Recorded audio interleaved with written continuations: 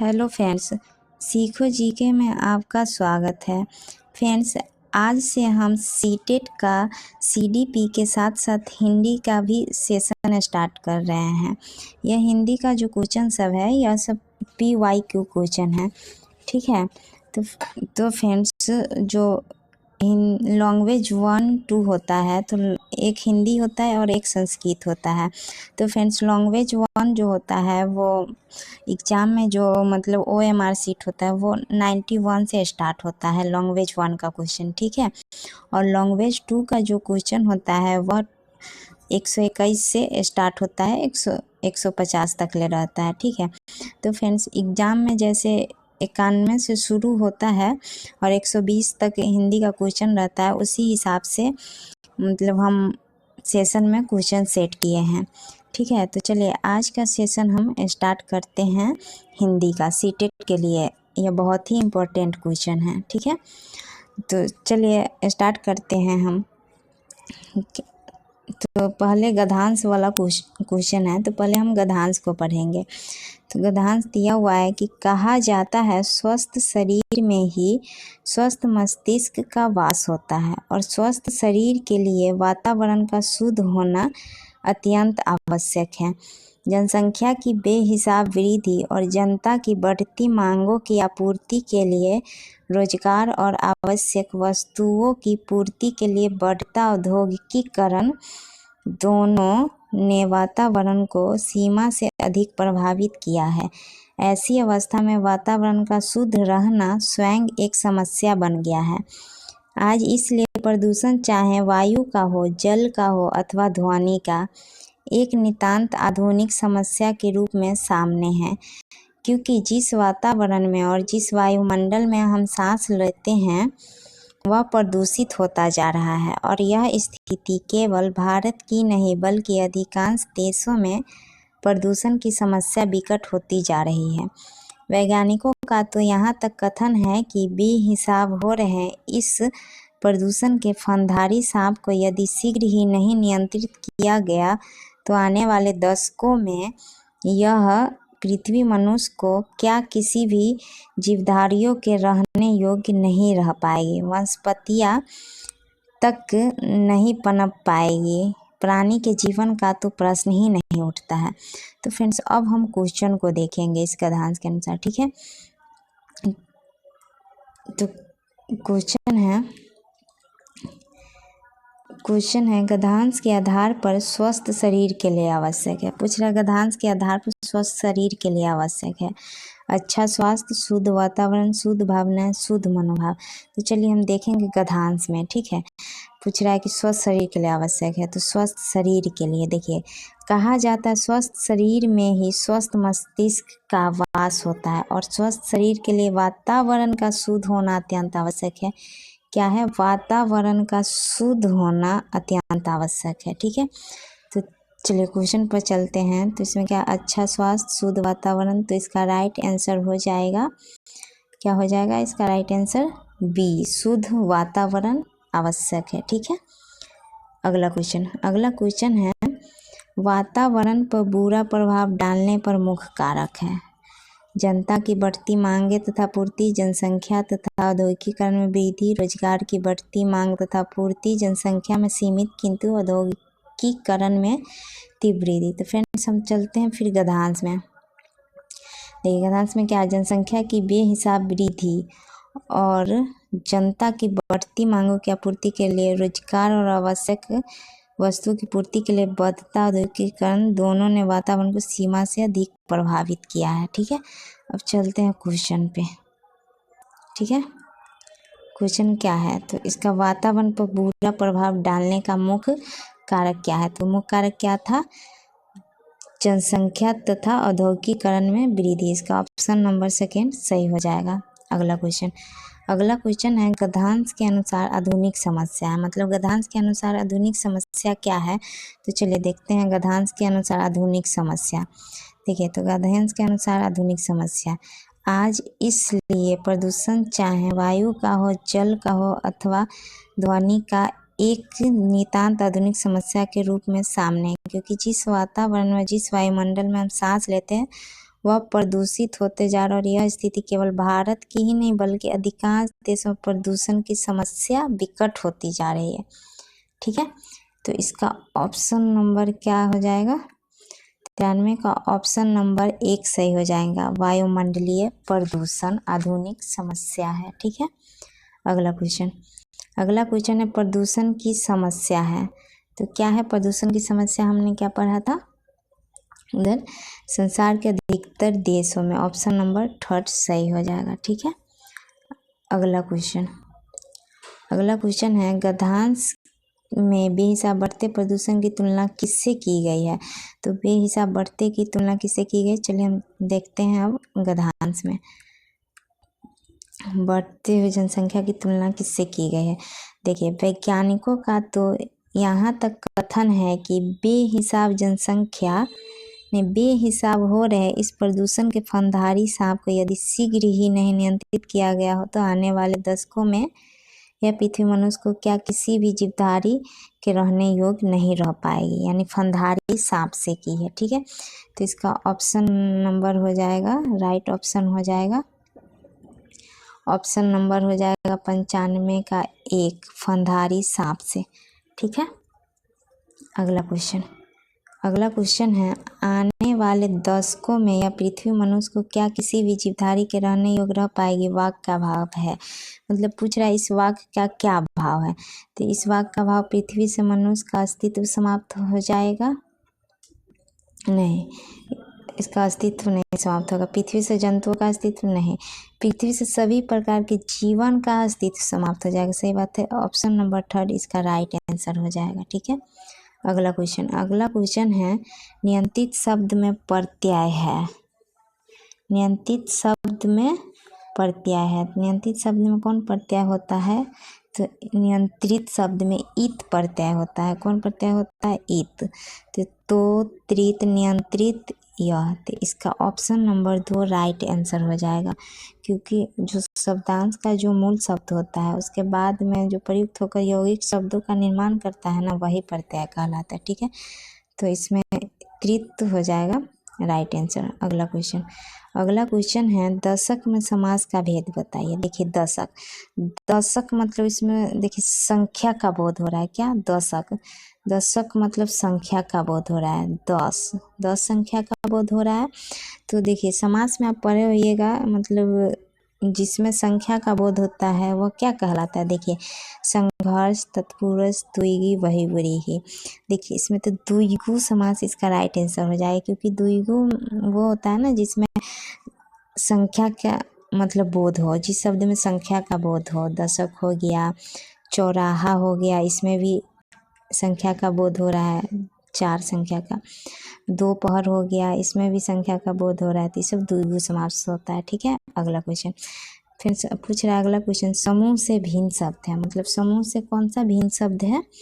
आधुनिक, आवश्यक, स्वस्थ, स्वास्थ्य। देखिए, आधुनिक, आवश्यक, स्वास्थ्य ये सब तो सेम ही। स्वास्थ्य जो है ये भिन्न शब्द है। ठीक है, अगला क्वेश्चन है पदांश जो 100 से 105 के बीच में रहता है। ठीक है, तो चलिए हम पदांश को पढ़ते हैं। पदांश है रक्तपात पर अड़ा नहीं यह, दया दंड में जरा हुआ, खरा नहीं पशु बल के ऊपर, आत्मशक्ति से बड़ा हुआ, इसको छोड़ कहाँ वह सच्ची, विजय वीरता ठहरे, भारत का झंडा फहरे। ठीक है, तो अब हम क्वेश्चन देखते हैं। क्वेश्चन है कविता में किसकी कामना की गई है? मतलब पूछ रहा है उस कविता जो था उसमें किसकी कामना की गई है? वीरता के, ज्ञान की, भारत के झंडे के फहराने की, आत्मशक्ति के गुणगान की, दया दंड के गुणगान की। तो उसमें जो किया गया है भारत के झंडे फहराने की किया गया है। क्या किया गया है? भारत के झंडे फहराने की कामना किया गया हुआ। देखिए पदांश को हम देखते हैं। रक्तपात पर अड़ा नहीं या दया दंड में जरा नहीं, खरा नहीं पशु बल के ऊपर, आत्मशक्ति से बड़ा, इसको छोड़ कहाँ सच्ची, विजय वीरता ठहरे, भारत का झंडा फहरे। देखिए यहाँ दिया हुआ है भारत का झंडा फहरे।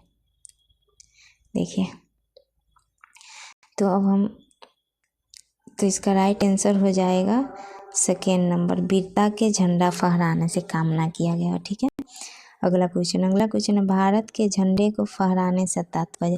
भारत का जो झंडा फहराया गया था उसका तात्पर्य क्या है उस पदांश के अनुसार? तो उसका तात्पर्य है विजय गाथा, गणतंत्र दिवस, कीर्तिगान, स्वतंत्रता नहीं। तो उसका तात्पर्य होगा फॉर स्वतंत्रता। ठीक है। अगला क्वेश्चन है भारतीयों को स्वतंत्रता प्राप्ति के लिए किस मार्ग को अपनाने के लिए प्रेरित किया? युद्ध, अहिंसा, शक्ति प्रदर्शन, आत्मसमर्पण। देखिए पहले हम एक पर चलते हैं उस पदांश की तरफ। पदांश क्या है? रक्तपात पर अड़ा नहीं यह, दया दंड में जरा हुआ, खड़ा नहीं पशु बल के ऊपर, आत्मशक्ति से बड़ा हुआ, इसको छोड़ कहाँ वह सच्ची विजय, वीरता ठहरे, भारत का झंडा फहरे। तो ये क्या कह रहा है? स्वतंत्रता प्राप्ति के लिए अहिंसा मार्ग अपनाने के लिए। ठीक है। देखिए क्वेश्चन देखते हैं। तो क्वेश्चन है भारतीय स्वतंत्रता प्राप्ति के लिए किस मार्ग को अपनाने के लिए? तो अहिंसा। इसका ऑप्शन नंबर 2 राइट आंसर हो जाएगा। ठीक है। अगला क्वेश्चन है दया दंड के माध्यम से किस ओर संकेत किया जा रहा है? मतलब जो दया दंड है उसके माध्यम से किस ओर संकेत किया जा रहा है? तो उसको विवेकपूर्ण न्याय की ओर। इसका ऑप्शन नंबर 2 सही हो जाएगा। अगला क्वेश्चन है समूह से भिन्न शब्द है वीरता, दया, शक्ति। ये भिन्न शब्द क्या है? समूह से भिन्न शब्द है भारत। ठीक है। मतलब अलग शब्द, भिन्न मतलब अलग। अगला क्वेश्चन है विजय शब्द का विलोम शब्द, मतलब उल्टा शब्द बनाना है। विजय मतलब जीतना होगा, तो हार, आंदोलन, नष्ट। ठीक है। तो इसका ऑप्शन नंबर हो जाएगा विजय का विलोम शब्द पराजय, यानी पराजय मतलब हार होता है। तो इसका ऑप्शन नंबर 1 सही हो जाएगा। सॉरी 1, 2 दोनों में एक ही ऑप्शन है, तो इसका ऑप्शन दोनों सही होगा। ठीक है। अगला क्वेश्चन है अब पेडागोगी का क्वेश्चन हो गया। हिंदी में 15 पेडागोगी से रहता है 15 क्वेश्चन, और 15 क्वेश्चन गद्यांश पदांश से रहता है। ठीक है। तो यहाँ से अब पेडागोगी स्टार्ट हो गया। ठीक है। तो देखेंगे अब हम पेडागोगी क्वेश्चन को। संगीता अपनी कक्षा में उन स्थितियों पर आधारित वास्तविक गतिविधियां करवाती है जो विद्यार्थियों के जीवन अनुभवों से संबंधित है। वह किस शिक्षण विधि का अनुसरण कर रही है? मतलब एक संगीता जो अपनी कक्षा में स्थिति के आधारित वास्तविक गतिविधियां करवाती है। ठीक है। और वह विद्यार्थियों के जीवन अनुभव से जुड़ा हुआ है। ठीक है। तो उस शिक्षण विधि का अनुसरण कौन सा कर रही है? दृश्य विधि, व्याकरणिक अनुवाद विधि तो होगा नहीं। ठीक है। संरचनात्मक भाषा विधि, संरचनात्मक मौखिक शिक्षण, तो दृश्य सामग्री भी नहीं होगा। तो इसका ऑप्शन नंबर 106 का 3rd नंबर सही हो जाएगा, संरचनात्मक भाषा विधि, क्योंकि वो भाषा की बात कर रही है तो उसमें भाषा का ही ना मतलब कि शिक्षण का विधि अनुसरण करेगा। ठीक है। क्योंकि जो संप्रश्नात्मक भाषा शिक्षण का जो विधि होगा वही इसका अनुसरण कर रहा है। ठीक है। और जो भाषा शिक्षण में सीखने सिखाने की जो प्रक्रिया में छात्रों को सरल तथा भाषा अधिगम कराने में अनेक विधियों का निर्माण किया गया है। ठीक है। जिसमें संप्रश्नात्मक विधि का बहुत ही अत्यंत भूमिका है। ठीक है। अगला क्वेश्चन है प्रत्यक्ष विधि। प्रत्यक्ष विधि मतलब डायरेक्ट। प्रत्यक्ष विधि के संबंध में कौन सा कथन सही है? प्रत्यक्ष विधि का उद्देश्य विद्यार्थियों को दैनिक स्थितियों में भाषा प्रयोग में मदद नहीं करता है। ये तो गलत बात है, क्योंकि वो मदद करता है। प्रत्यक्ष विधि का उद्देश्य विद्यार्थियों केवल, फिर यहाँ केवल आ गया तो ये गलत हो गया। केवल निगेटिव वर्ड होता है, केवल को तो कभी सही मानना ही नहीं है। प्रत्यक्ष विधि का उद्देश्य विद्यार्थियों को दैनिक स्थितियों में भाषा प्रयोग में मदद करता है। सही बात है। इसका 3rd ऑप्शन सही हो जाएगा। अगला क्वेश्चन है बबीता अपने विद्यार्थियों से आरंभिक ध्वनि मतलब उत्पत्ति और तुकबंदी को पृथक करवा रही है, मतलब अलग करवा रही है। इस तरह से वह उनके किस पक्ष को मजबूत कर रही है?